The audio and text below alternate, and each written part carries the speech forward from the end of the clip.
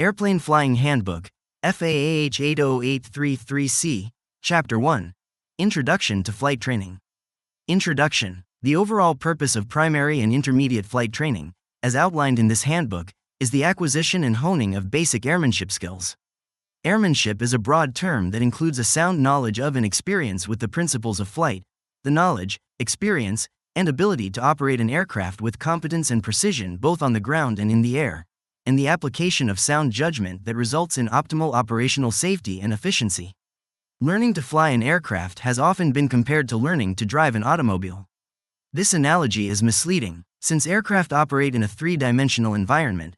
They require a depth of knowledge and type of motor skill development that is more sensitive to this situation, such as coordination, the ability to use the hands and feet together subconsciously and in the proper relationship to produce desired results in the airplane. Timing, the application of muscular coordination at the proper instant to make flight and all maneuvers a constant, smooth process. Control touch, the ability to sense the action of the airplane and knowledge to determine its probable actions immediately regarding attitude and speed variations by sensing the varying pressures and resistance of the control surfaces transmitted through the flight controls. Speed sense, the ability to sense and react to reasonable variations of airspeed. An accomplished pilot demonstrates the knowledge and ability to assess a situation quickly and accurately and determine the correct procedure to be followed under the existing circumstance. Predict the probable results of a given set of circumstances or of a proposed procedure. Exercise care and due regard for safety. Accurately gauge the performance of the aircraft. Recognize personal limitations and limitations of the aircraft and avoid exceeding them. Identify, assess, and mitigate risk on an ongoing basis. The development of airmanship skills depends upon effort and dedication on the part of both the learner and the flight instructor, beginning with the very first training flight where proper habit formation begins with the learner being introduced to good operating practices. Every airplane has its own particular flight characteristics. The purpose of primary and intermediate flight training, however, is not to learn how to fly a particular make and model airplane. The purpose of flight training is to develop the knowledge, experience, skills, and safe habits that establish a foundation and are transferable to any airplane. The pilot who has acquired necessary skills during training, and develops these skills by flying training-type airplanes with precision and safe flying habits, is able to easily transition to more complex and higher-performance airplanes. Also note that the goal of flight training is a safe and competent pilot. Passing required practical tests for pilot certification is only incidental to this goal. Role of the FAA. The Federal Aviation Administration, FAA, is empowered by the U.S. Congress to promote aviation safety by prescribing safety standards for civil aviation. Standards are established for the certification of airmen and aircraft, as well as outlining operating rules. This is accomplished through the Code of Federal Regulations, CFR, formerly referred to as Federal Aviation Regulations, FAR. Title 14 of the CFR, 14 CFR, is titled Aeronautics and Space with Chapter 1 dedicated to the FAA. Subchapters are broken down by category with numbered parts detailing specific information. For ease of reference and since the parts are numerical, the abbreviated pattern 14 CFR part ___ is used, e.g., 14 CFR part 91. This guidance is not legally binding in its own right and will not be relied upon by the FAA as a separate basis for affirmative enforcement action or other administrative penalty.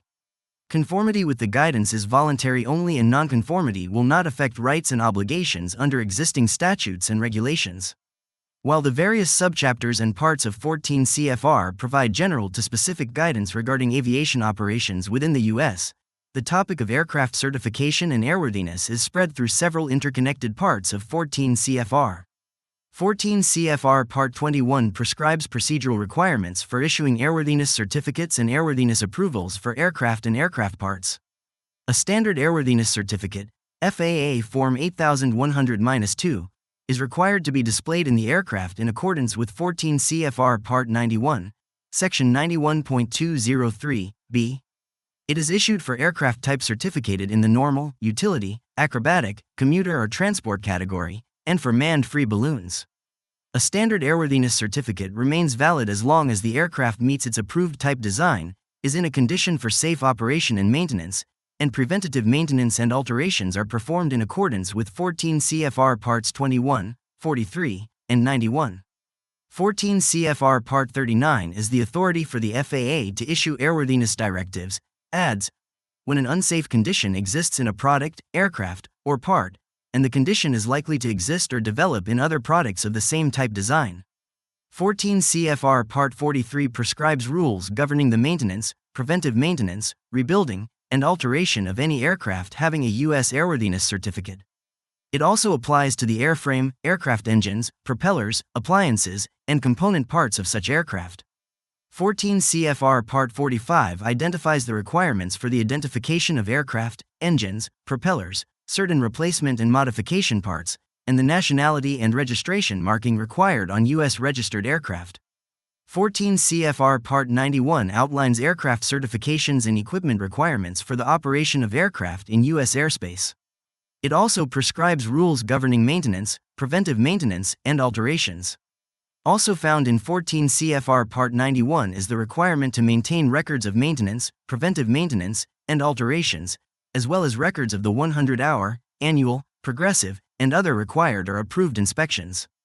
While 14 CFR Part 91, Section 91.205 outlines the minimum equipment required for flight, the Airplane Flight Manual, Pilot's Operating Handbook, AFM, PO, lists the equipment required for the airplane to be airworthy. The equipment list found in the AFM, PO is developed during the airplane certification process. This list identifies those items that are required for airworthiness, optional equipment installed in addition to the required equipment, and any supplemental items or appliances.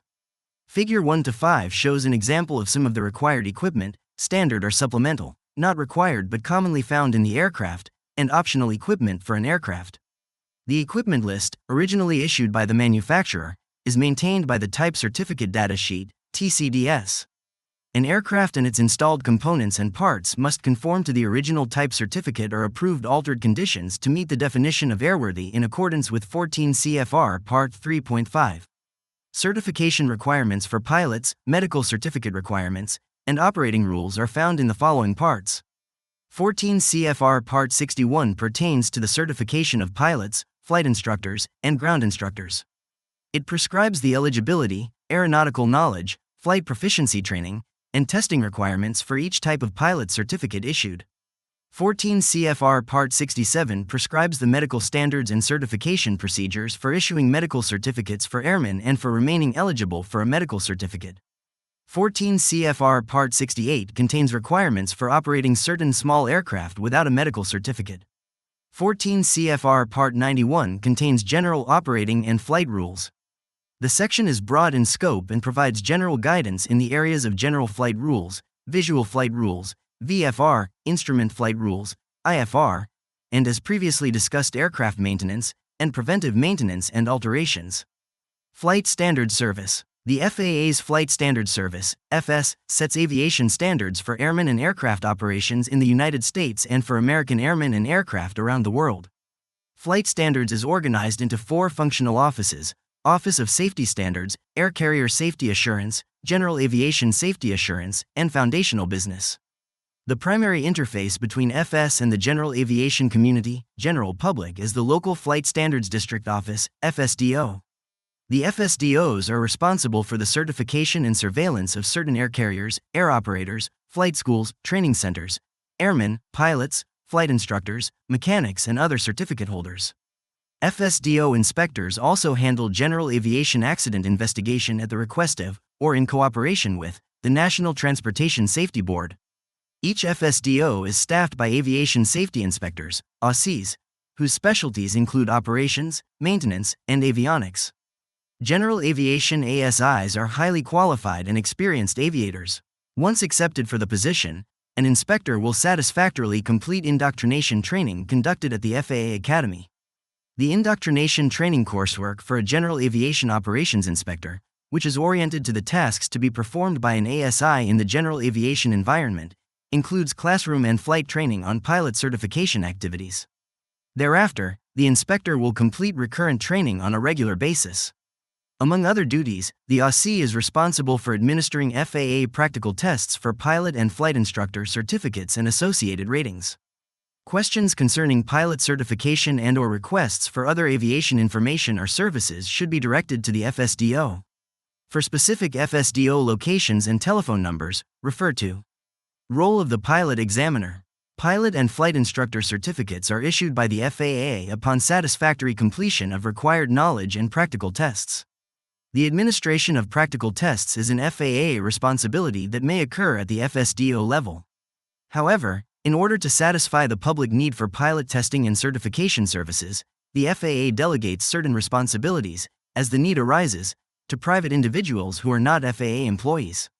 A designated pilot examiner, DPE, is a private citizen who is designated as a representative of the FAA administrator to perform specific, but limited, pilot certification tasks on behalf of the FAA and may charge a reasonable fee for doing so. Generally, a DPE's authority is limited to accepting applications and conducting practical tests leading to the issuance of specific pilot certificates and/or ratings. A DPE operates under the direct supervision of the FSDO that holds the examiner's designation file. A FSDO inspector is assigned to monitor the DPE's certification activities. The FAA selects highly qualified individuals to be DPEs.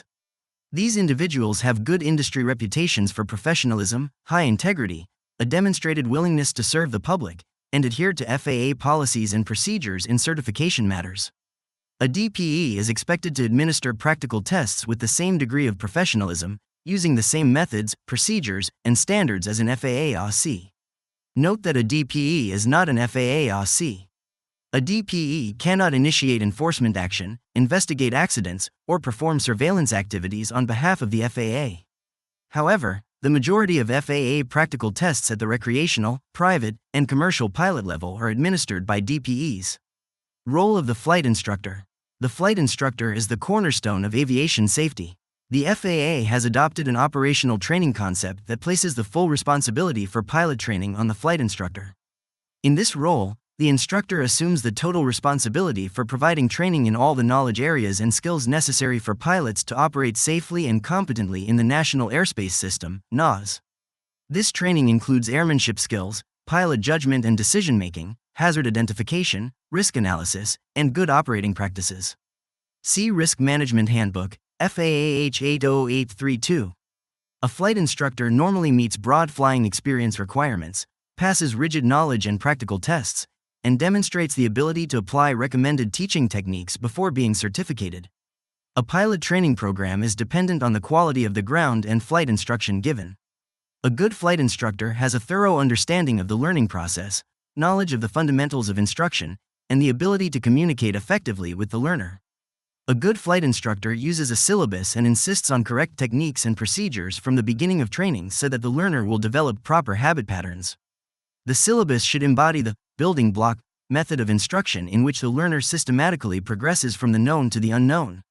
The course of instruction should be laid out so that each new maneuver embodies the principles involved in the performance of those previously undertaken.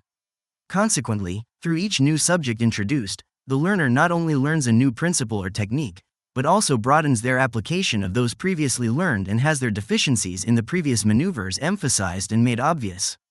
The flying habits of the flight instructor, both during flight instruction and as observed by learners when conducting other pilot operations, have a vital effect on safety. Learners consider their flight instructor to be a paragon of flying proficiency whose flying habits they, consciously or unconsciously, attempt to imitate. For this reason, a good flight instructor meticulously observes the safety practices taught to the learners. Additionally, a good flight instructor carefully observes all regulations and recognized safety practices during all flight operations. A prospective pilot should know that there are other differences among flight instructors. Certain instructors who have performed at a high level have earned a Gold Seal Flight Instructor Certificate. This is not a requirement when looking for an instructor, but it is indication of an active and successful instructor. Top-notch instructors also participate in the Pilot Proficiency Awards WINGS Program, to improve their proficiency and to serve as an example to learners who also benefit from program participation. Generally, an individual who enrolls in a pilot training program is prepared to commit considerable time, effort, and expense in pursuit of a pilot certificate.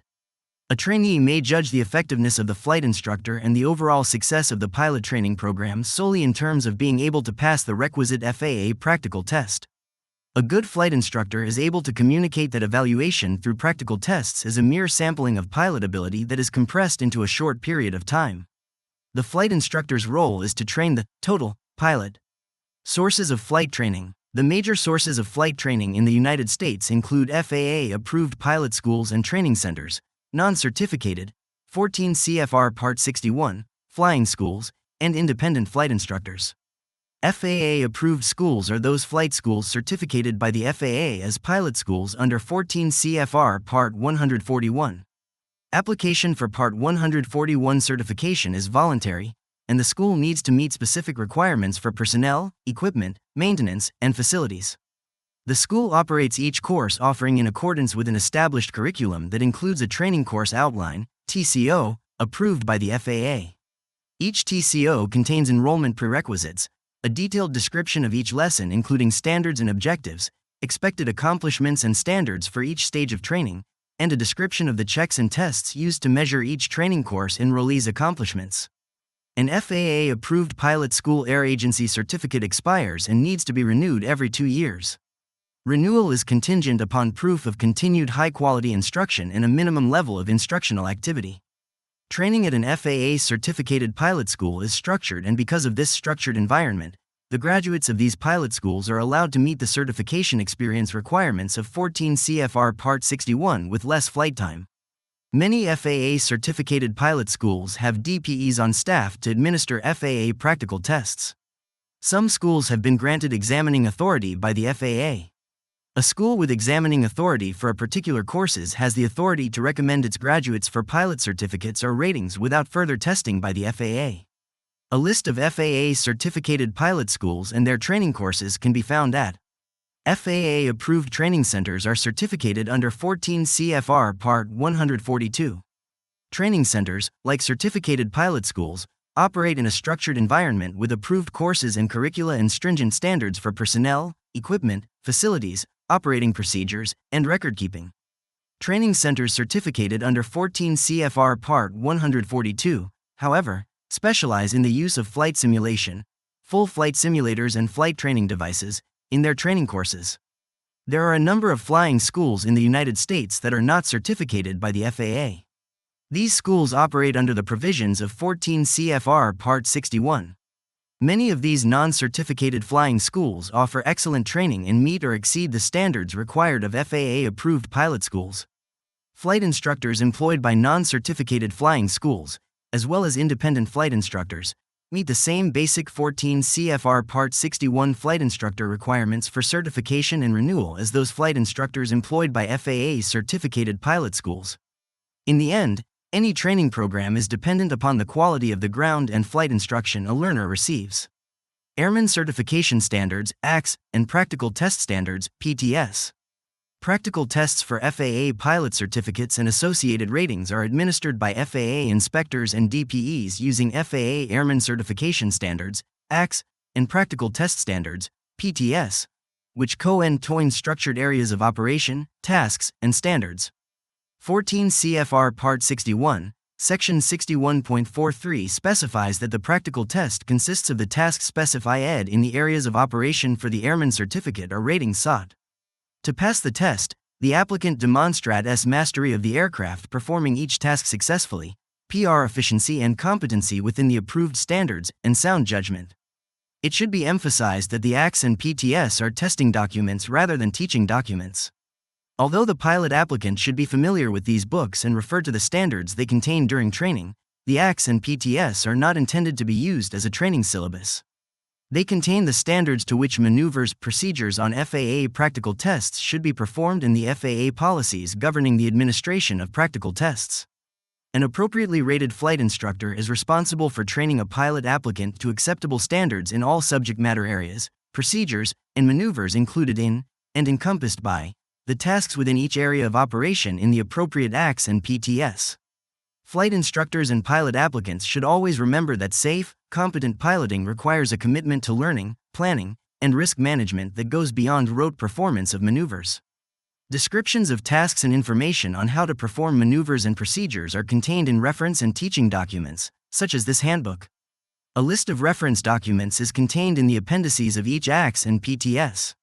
It is necessary that the latest version of the PTS and ACS, with all recent changes, be referenced for training. All recent versions and changes to the FAA ACS and PTS may be viewed or downloaded at Considerations Safety. In the interest of safety and good habit pattern formation, there are certain basic flight safety practices and procedures that should be emphasized by the flight instructor and adhered to by both instructor and learner, beginning with the very first dual instruction flight. These include, but are not limited to, collision avoidance procedures including proper scanning techniques and clearing procedures, runway incursion avoidance, stall awareness, positive transfer of controls, and flight deck workload management. Collision avoidance. All pilots should be alert to the potential for mid-air collision and impending loss of separation. The General Operating and Flight Rules in 14 CFR Part 91 set forth the concept of see and avoid. This concept requires that vigilance shall be maintained at all times by each person operating an aircraft regardless of whether the operation is conducted under IFR or VFR.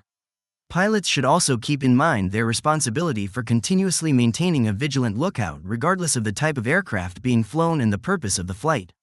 Most mid-air collision accidents and reported near mid-air collision incidents occur in good VFR weather conditions and during the hours of daylight. Most of these incidents occur within 5 miles of an airport and/or near navigation aids. The see and avoid concept relies on knowledge of the limitations of the human eye and the use of proper visual scanning techniques to help compensate for these limitations. Pilots should remain constantly alert to all traffic movement within their field of vision, as well as periodically scanning the entire visual field outside of their aircraft to ensure detection of conflicting traffic. Remember that the performance capabilities of many aircraft, in both speed and rates of climb, descent, result in high closure rates limiting the time available for detection, decision, and evasive action. The probability of spotting a potential collision threat increases with the time spent looking outside, but certain techniques may be used to increase the effectiveness of the scan time. The human eyes tend to focus somewhere, even in a featureless sky. In order to be most effective, the pilot should shift glances and refocus at intervals. Most pilots do this in the process of scanning the instrument panel, but it is also important to focus outside to set up the visual system for effective target acquisition. Pilots should also realize that their eyes may require several seconds to refocus when switching views between items on the instrument panel and distant objects. Proper scanning requires the constant sharing of attention with other piloting tasks, thus it is easily degraded by psychological and physiological conditions such as fatigue, boredom, illness, anxiety, or preoccupation. Effective scanning is accomplished with a series of short, regularly spaced eye movements that bring successive areas of the sky into the central visual field. Each movement should not exceed 10 degrees, and each area should be observed for at least 1 second to enable detection. Although horizontal back and forth eye movements seem preferred by most pilots, each pilot should develop a scanning pattern that is comfortable and adhere to it to assure optimum scanning. Peripheral vision can be most useful in spotting collision threats from other aircraft. Each time a scan is stopped and the eyes are refocused, the peripheral vision takes on more importance because it is through this element that movement is detected. Apparent movement is usually the first perception of a collision threat and probably the most important because it is the discovery of a threat that triggers the events leading to proper evasive action. It is essential to remember that if another aircraft appears to have no relative motion, it is likely to be on a collision course. If the other aircraft shows no lateral or vertical motion, but is increasing in size, the observing pilot needs to take immediate evasive action to avoid a collision. The importance of, and the proper techniques for, visual scanning should be taught at the very beginning of flight training. The competent flight instructor should be familiar with the visual scanning and collision avoidance information contained in AC 90-48, Pilot's Role in Collision Avoidance, and the Aeronautical Information Manual, AIM. There are many different types of clearing procedures. Most are centered around the use of clearing turns. The essential idea of the clearing turn is to be certain that the next maneuver is not going to proceed into another aircraft's flight path. Some pilot training programs have hard and fast rules, such as requiring 2 90-degree turns in opposite directions before executing any training maneuver. Other types of clearing procedures may be developed by individual flight instructors. Whatever the preferred method, the flight instructor should teach the beginning learner an effective clearing procedure and insist on its use. The learner should execute the appropriate clearing procedure before all turns and before executing any training maneuver. Proper clearing procedures, combined with proper visual scanning techniques, are the most effective strategy for collision avoidance. In case of pilot incapacitation, an installed emergency autoland (EAL) system may take control of an airplane, navigate to an airport, and land without additional human intervention. Currently, these systems take no evasive action in response to potential impact with another aircraft, although they transmit over the radio. Pilots should avoid the path of any aircraft under the control of an EAL or suspected as under the control of an EAL system. The Emergency Procedures chapter in this handbook contains additional information about these systems. Runway incursion avoidance. A runway incursion is any occurrence at an airport involving an aircraft, vehicle, person, or object on the ground that creates a collision hazard or results in a loss of separation with an aircraft taking off, landing, or intending to land. The three major areas contributing to runway incursions are communications, airport knowledge, and flight deck procedures for maintaining orientation. Taxi operations require constant vigilance by the entire flight crew, not just the pilot taxiing the airplane. During flight training, the instructor should emphasize the importance of vigilance during taxi operations. Both the learner and the flight instructor need to be continually aware of the movement and location of other aircraft and ground vehicles on the airport movement area. Many flight training activities are conducted at non-tower controlled airports. The absence of an operating airport control tower creates a need for increased vigilance on the part of pilots operating at those airports. Planning, clear communications, and enhanced situational awareness during airport surface operations reduces the potential for surface incidents. Safe aircraft operations can be accomplished and incidents eliminated if the pilot is properly trained early on and throughout their flying career on standard taxi operating procedures and practices. This requires the development of the formalized teaching of safe operating practices during taxi operations. The flight instructor is the key to this teaching. The flight instructor should instill in the learner an awareness of the potential for runway incursion, and should emphasize the runway incursion avoidance procedures. For more information and a list of additional references, refer to Chapter 14 of the Pilot's Handbook of Aeronautical Knowledge. Stall Awareness, 14 CFR Part 61, Section 61.87, D, 10, and E, 10, require that a student pilot who is receiving training for a single-engine or multi-engine airplane rating or privileges, respectively, log flight training in stalls and stall recoveries prior to solo flight. Figure 1-14, during this training, the flight instructor should emphasize that the direct cause of every stall is an excessive angle of attack, AOA. The student pilot should fully understand that there are several flight maneuvers that may produce an increase in the wing's AOA, but the stall does not occur until the AOA becomes excessive. This critical AOA varies from 16 degrees to 20 degrees depending on the airplane design.